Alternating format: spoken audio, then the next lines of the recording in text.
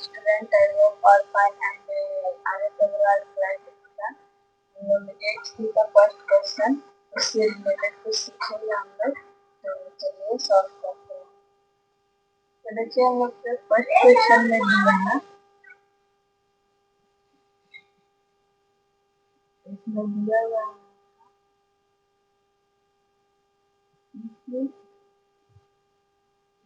ए का वैल्यू हम लोग का यहाँ पे 2 दिया है और फिर इधर बी का वैल्यू 3 दिया हुआ। बी इसके बाद लिखा हुआ है। तो हम लोग का फर्स्ट क्वेश्चन में दिया हुआ है इफ a इक्वल्स टू 2 और b equals to 3 find the value of.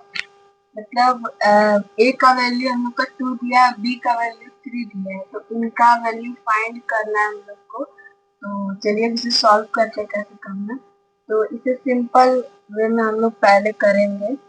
जैसे हम लोग यहाँ पहले 2 लिख लेंगे, सिर्फ 2, जैसे फर्स्ट लेटर में रहेगा वैसे 2 लिखेंगे पहले, फिर ए भी दिया हुआ उससे लिखेंगे, हो गया।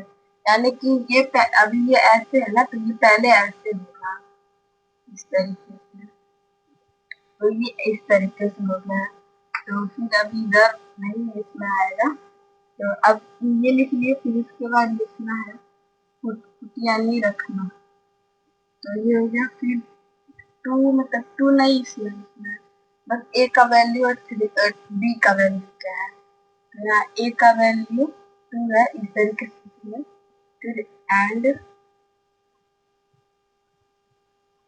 बी का वैल्यू जो है, बी का वैल्यू हम लोग का दिया हुआ है, तो ये हो गया। अब ये गिवन दिया हुआ है ना, तो यहाँ पे गिवन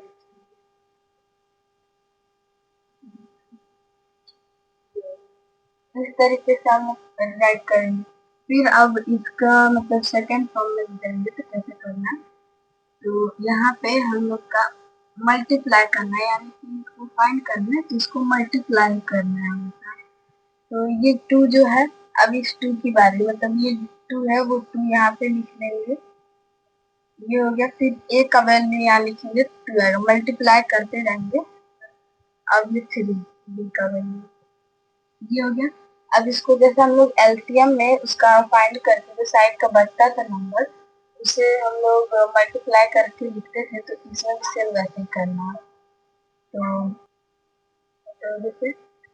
जैसे हम लोग एलसीएम में करते थे इसका मल्टीप्लाई, तो वैसे इसमें सेम करना है। जैसे 2 2 जा 4, 4 3 जा 12, इसका क्या आंसर है ना,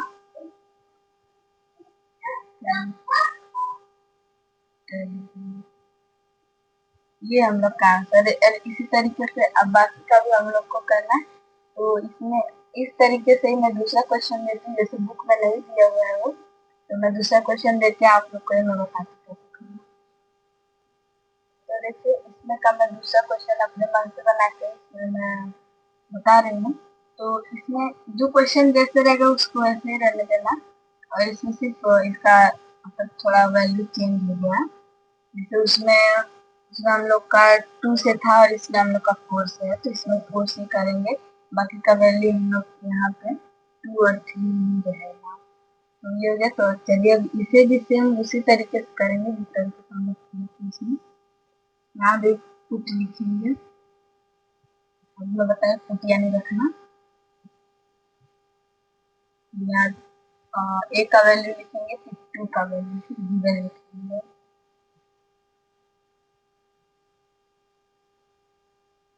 फिर 2 का वैल्यू का 3 है,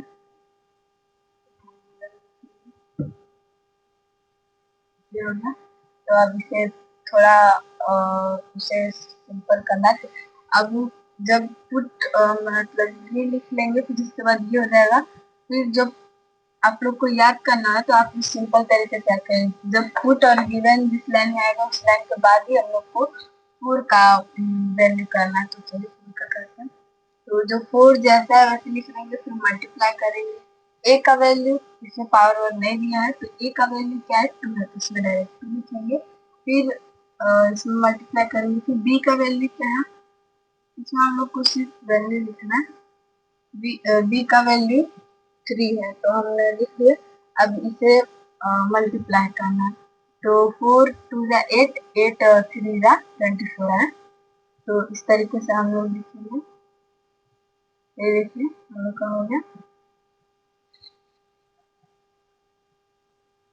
तो हमने यहाँ तक 2 एक्सरसाइज सीखे हैं जिसमें पावर वाला नहीं है। तो नेक्स्ट वीडियो में हम लोग पावर वाला सीखेंगे। जैसे पावर वाला जो रहता है उसको तो स्क्वायर क्यूब लगा रहता है और बाकी किसी का पावर।